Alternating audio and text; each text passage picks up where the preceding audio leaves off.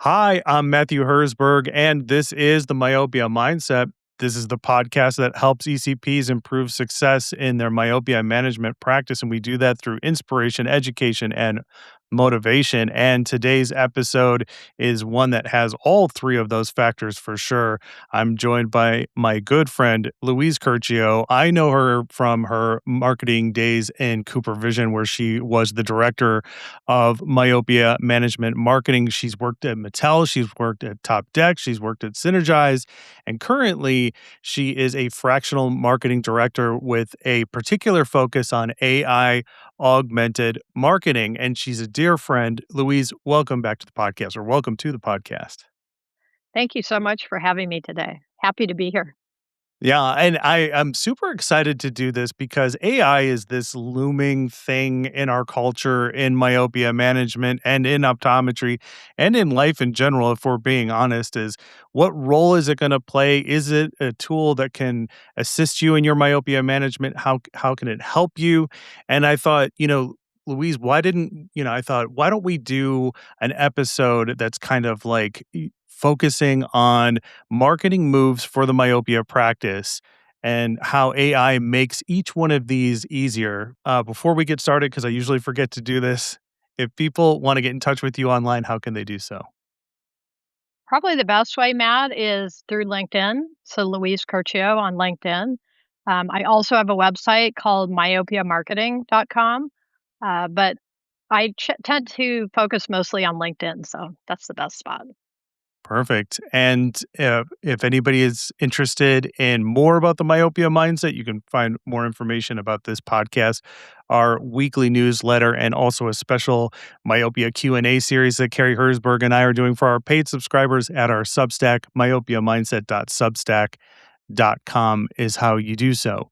Okay, let's get rolling because we've got this great list that Louise has made for us, and we're basically just going to run through it point by point because there's so much great information here. So let's get started with marketing tip number one. This is number one marketing move for your myopia practice and how AI can make each one of them easier.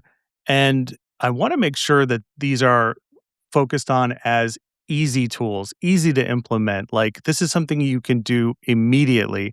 And I love your number one here. You say start with what's already in your practice. And you have two headings here. The first one is look at your current patient base. So what can you tell us about that?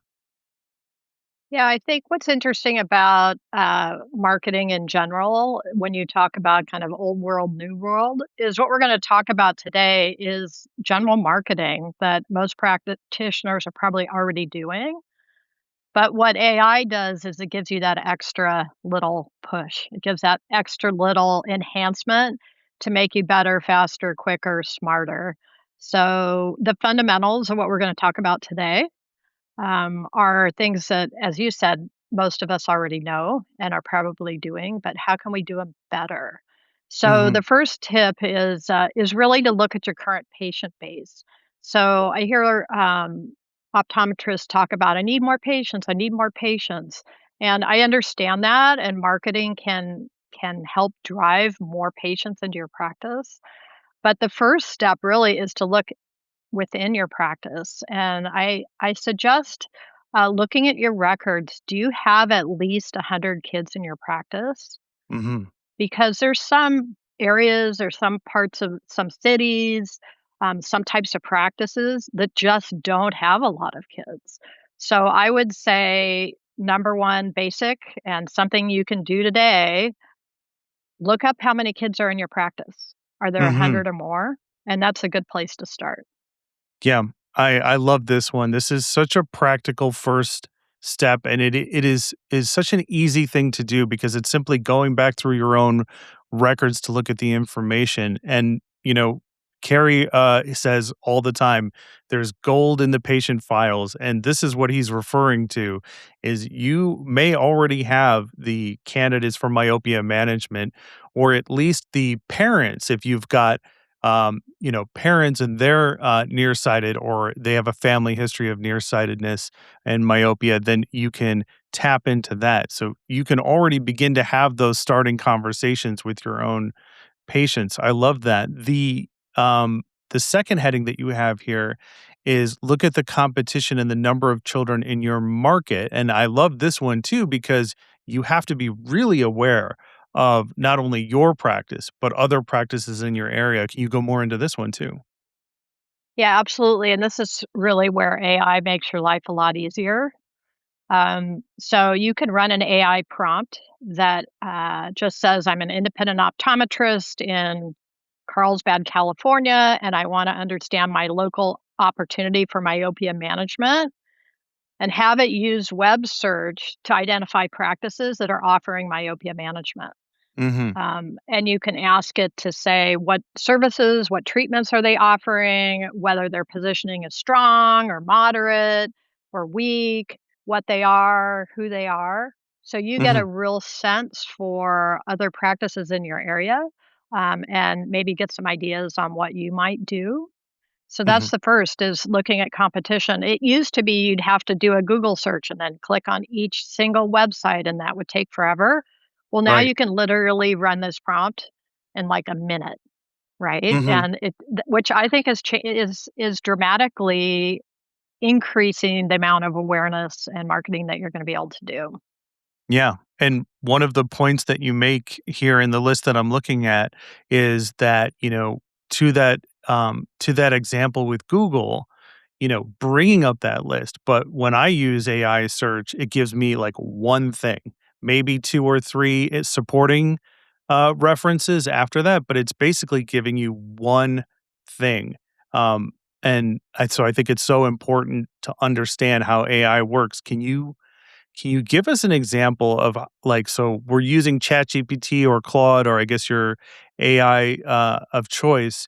So what kind of prompts are you putting directly into the AI when it comes to, your other area ODs who are practicing myopia management? Like, what should you be saying specifically so that you can type this into AI and get a good feel for um, the other myopia management practices or other practices that are claiming they do myopia management, because that's a big differentiator as well, is the people on the offices on their websites that claim they're doing it but aren't actually doing it in practice. Yeah, I would be as specific as you can when you prompt AI, and I'm happy to give you the prompt, some prompts Mhm. afterwards to provide. But I would specifically tell it how far away from your practice do you want to go? What specific, do they carry myopia control, myopia management? You can put brand names in there like MySight and Stellus. Um, and you can have it exclude, this is important, have it exclude any optometry practices that don't clearly mention myopia management. So Mm. you're not just getting a laundry list of the optometrists near you, you're just really looking at the ones that are providing that. And then, of course, you can give it even more criteria to figure out, like, what does it mean that it's a strong practice, a moderate practice, or a weak practice. So you Mhm. can get as detailed as you want on this. But I will say that one of the really important pieces of this, and I don't know how many people are aware of this, but it's important that you pay the $20 a month to get the paid subscription Yeah. because, for example, on Claude, if you pay $20, you get actual web search. So it'll actually go out and do the web search. If you don't Mhm. pay the $20, it's just looking at what it scraped, a while ago. Same with Yeah. ChatGPT. If you don't pay your $20, you're using a model that's a year old, right? Mhm. So if you want to get good results and you want to really understand what's going on in your market, then that's what I would suggest. If you need to justify it, think of it as like a marketing expense for your practice, because it's going to help you do this kind of essential market research for your area. Like you mentioned, you can put in these qualifiers of strong, moderate, or weak. So if you're putting in a prompt asking for like a strong myopia management practice, that's probably mentioning orthokeratology on their website. And if they're mentioning a specific type of ortho K lens, in addition to also mentioning my site and atropine or whatever it is that they're using. If they just say they're doing myopia management but aren't giving any examples, that would be an example of a very weak uh, uh, uh, qualifier, in my opinion. What do you think? Well, so the good news is you don't even really have to think about that, which is Okay. what I love about AI. Yeah. Just say, "Hey, I want you to create a ranking system, strong, Mm, moderate, weak," and it'll do it for you. So I would my advice on AI is don't overcomplicate it. okay. Just start. And then if you get a result and you're like, not quite what I want, then you just give it a follow on prompt until you get it exactly where you want it. All right. Let's see. Let's go to number 2.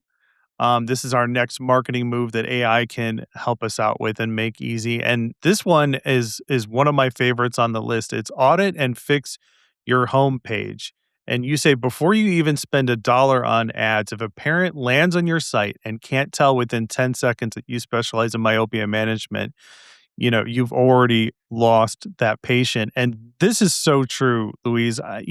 When I was working in industry, I would, before picking up a potential account or researching potential accounts in my territory, I would look at their website. And then when I talked to that account and they said, well, what do you think I can do to attract more patients? And I said, well, the first thing you should do is change your website. So, one thing you can do today without AI is Hmm. just look at your website as if you're a parent.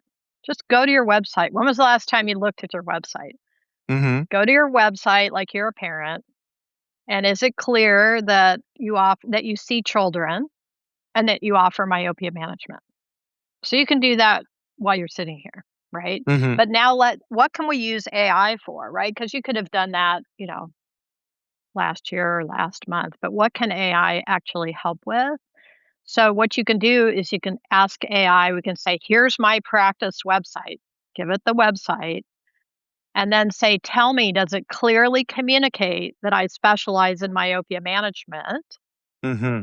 And what would a parent think if they come to the website looking for information about their nearsighted child or myopia management and give me the analysis and examples or rewrites for the headline in the first paragraph, or specifically what can I do to improve it? So what you're asking AI to do is objectively go look at it as if you're a parent and then tell me what's good, what's bad, what's missing, what changes should I make, and it'll literally give you ideas of what you can do.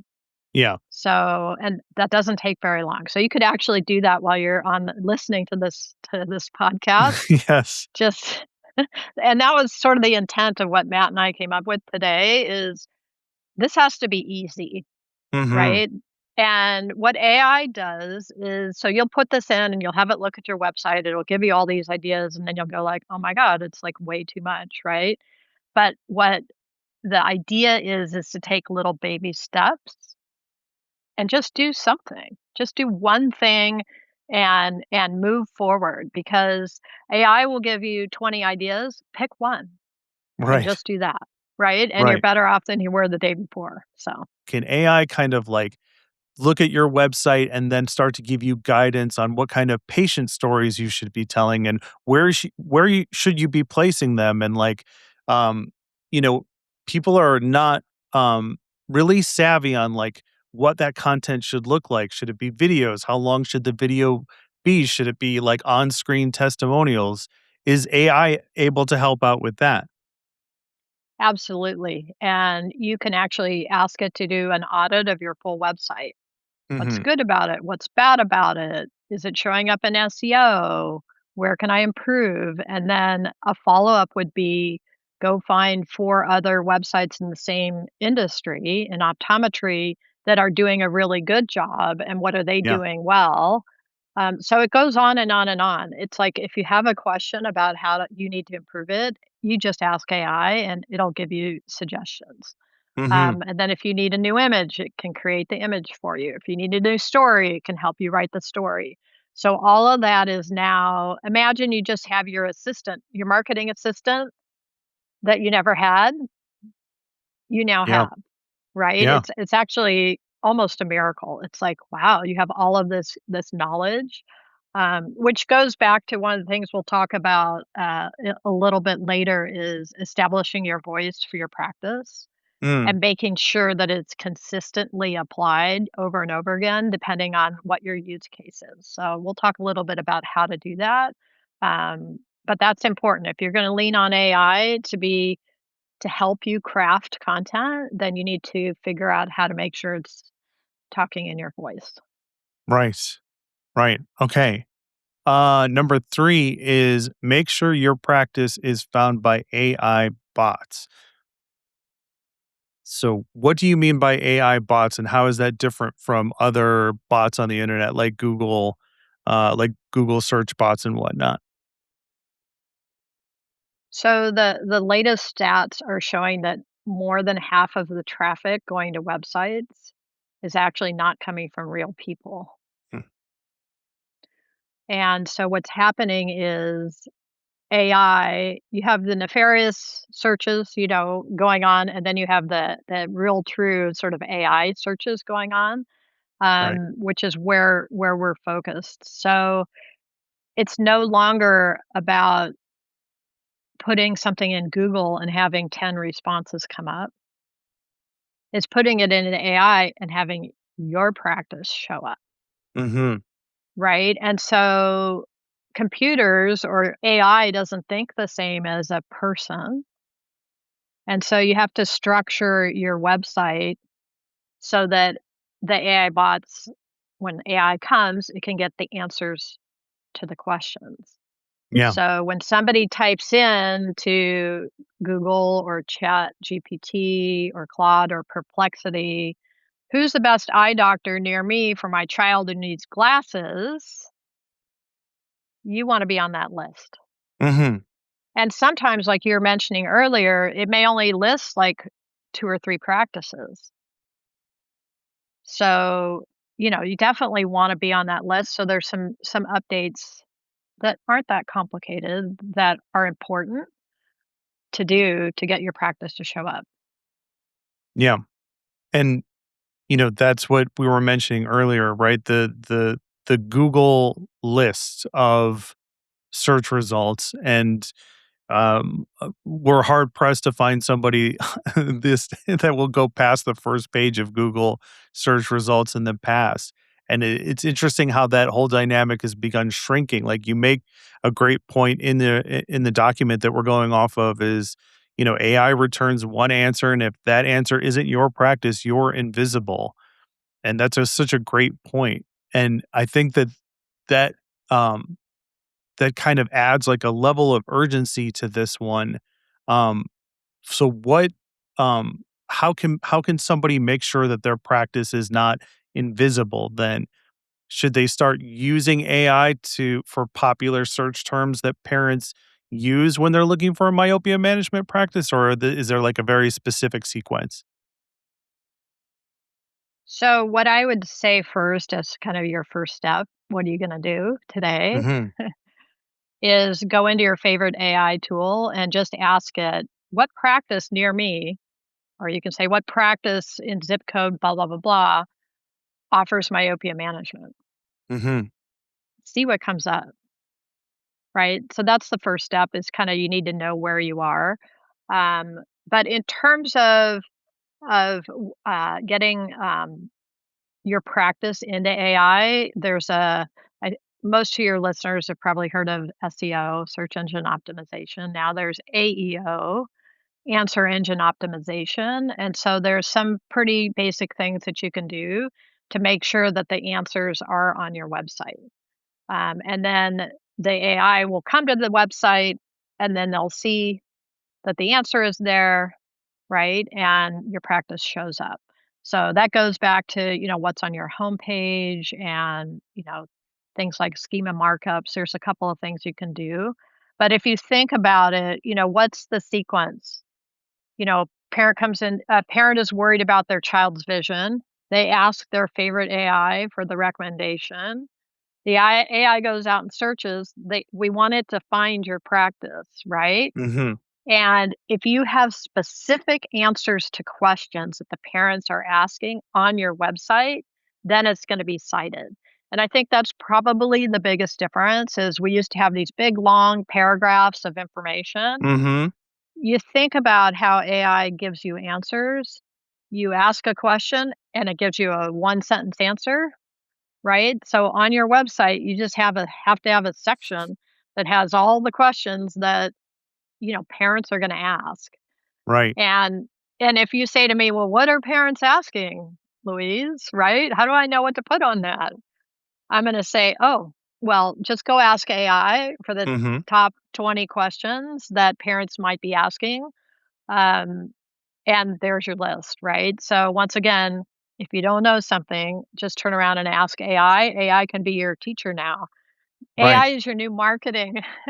Here's your new marketing teacher, right? So, Mhm. And it makes mhm. sense, right? If it's looking for these specific questions and you have those questions and answers to them, then you are guiding the, AI bots in the correct direction. And also, Matt, it's not just, do you offer myopia management? It's Mhm. questions like, my 8-year-old's prescription is getting worse. What should I do? Right. Right? So it's not just what products and services, we gotta go beyond that.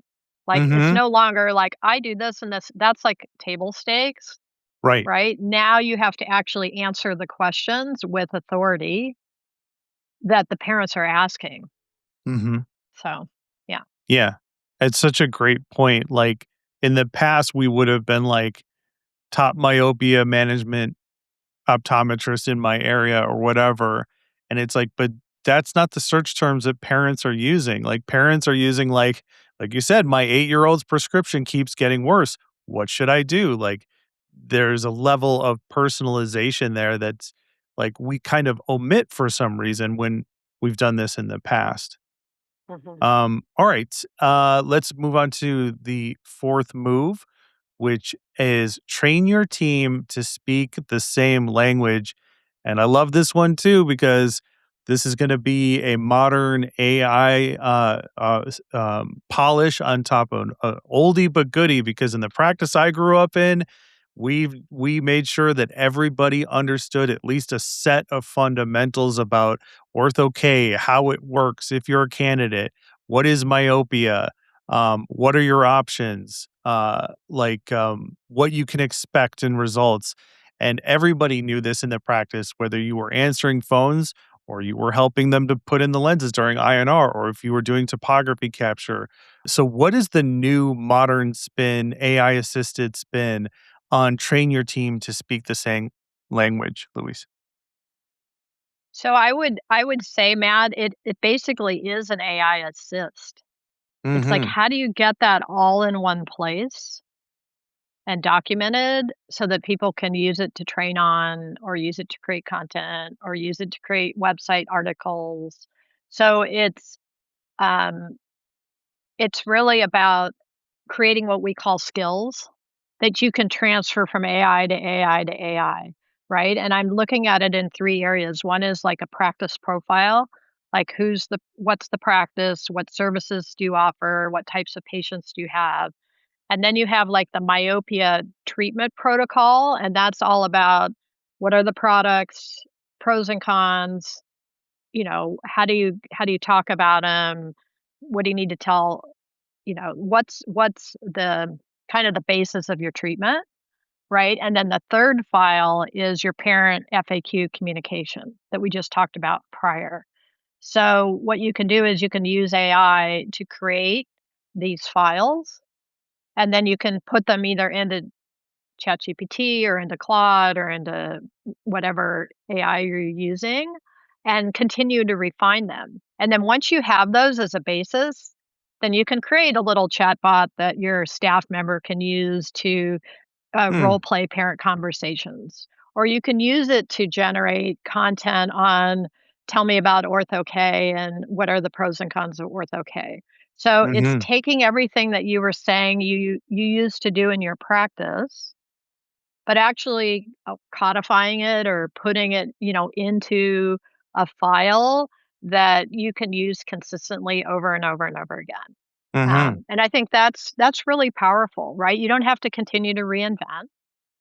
And as things change in the practice, like new products come to market, or um, or like a new person comes in, you have all of that already documented, and ready to go. Oftentimes, like, the doctor or even the myopia coordinator, if there is one, don't think of everything, and having a more complete tool at your disposal, especially one that you can kind of, like, bring out at key moments to then do testing with them, like that chat back and forth. These are things that, like, I wish I had earlier in life for so many things. And I love this idea of just being able to put the staff member in front of a chat that is then going to ask them a series of questions and alter those questions if you need to in order to keep it more randomized or challenging. Um, okay, so let's go into um, what's the one thing that the listener can do today because you have ask 3 people in your office, your front desk person, your technician, and then another doctor the same question. So what do you do? What do you say when a parent asks, "What is myopia management?" If you get 3 different answers, you found your first growth opportunity. So can you go more into that? Because I think that is, like, such a brilliant thing that you can just immediately go do right now. Yeah, so the question is this an issue you need to address in your practice? Because some practices have this down, right? Mhm. And they already have the communication. So my suggestion was just go ask this question to 3 different people in the office. What is myopia management? Why do I need it for my child? See what those 3 people say. And then if it's consistent, then you can move on, right? But if it's not, then maybe there's a little bit more work to do. So it's just Mhm. really just a quick assessment is Yeah. what you can get started today. Mhm. Yeah.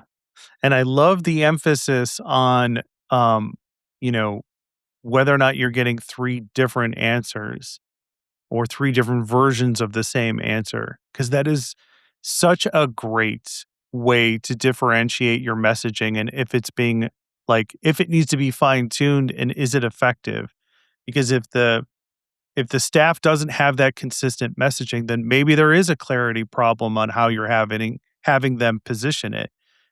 Maybe it needs to be simplified. If the staff is struggling with it, then ask for their input. What how would you how would you change the way that you've been saying this? What feels more natural to you? In the practice I grew up in, just it was important to make sure you got the concepts down. And at the very least, as long as you know what you're talking about, being able to personalize it more to that staff member, we were encouraged to do that. Now I grew up in a family practice, so there's a level of trust and familiarity there. But you can take this in so many different places. I absolutely love it. Yeah, Um, one of the other fun things, Matt, that you could do is you could create a gem, which is from Gemini, or a GPT from ChatGPT, and you can have it role play different parent types. mm, Like, because you could have it be a skeptical parent, right? uh-huh. Like a 9-year-old, they just had their second prescription changed, in a year. They're not quite sure, but they're skeptical. And then so you can actually create role play scenarios because a lot of the times what you say differs depending on what the scenario is. So you can Mhm. actually create role play agents that play, a parent that walks in that already knows everything, right? Versus a Yeah, parent that knows nothing. So there's a lot of flexibility there. And it's actually kind of fun, right? Because it's suddenly like you can just do all this. So, right. I love it. I love it.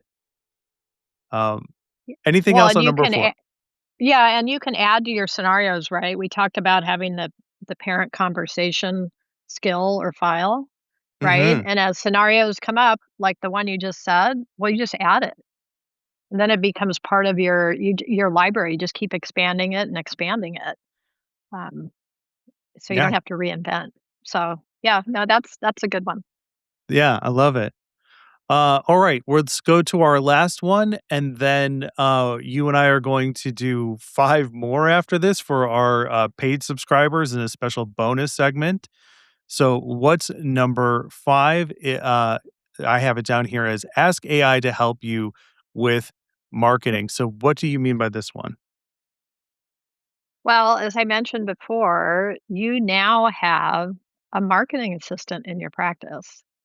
It's simple. AI can help you with marketing. Mhm. So you don't need an MBA, you don't need a degree in business. You just need to pay $20 a month to whatever AI subscription you want and just start asking it, Mhm. and have it help you with marketing.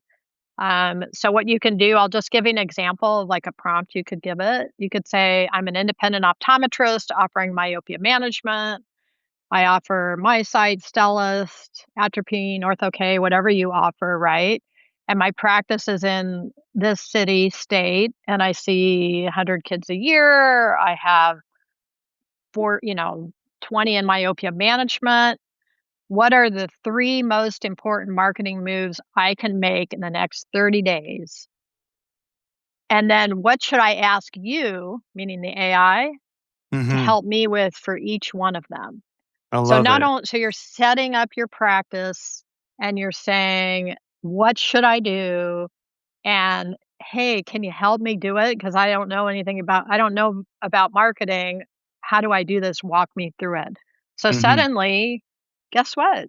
Right? You've Yeah. got a marketing assistant working for you. I love it. I love the idea of being like, what 3 moves should I make and what are you gonna help me with? Like, what should I be asking you to help me with? I absolutely love it. Thank you so much for coming on to share all of these important prompts and marketing moves. We kept it really simple for the first set.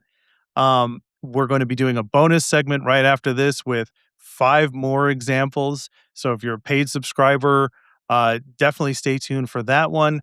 You can find out more information at myopiamindset.substack.com. That's how you become a paid subscriber.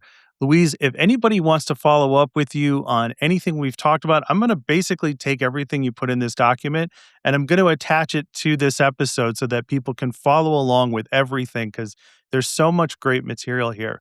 But if anybody has any further questions or wants to find out more information about you online, how can they do so? I'm available on LinkedIn. Louise Curcio, Curcio on LinkedIn is probably the best way. Feel free to reach out to me there. And myopiamarketing.com is one of my websites that I built with AI, of course.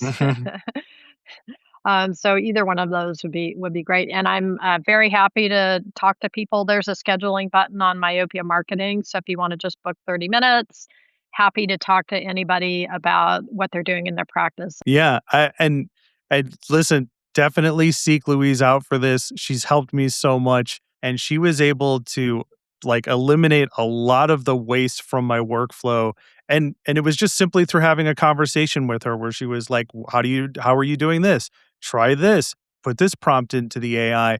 And she was right. And that has allowed me to be more efficient, more effective, and spend more time with my little one and my family. I cannot Yeah. recommend Louise's services enough. Definitely look her up. So, Louise, thank you so much. Myopiamindset.substack.com is how you become a subscriber. If you have enjoyed any part of this and you're looking for more, that's how you seek that out.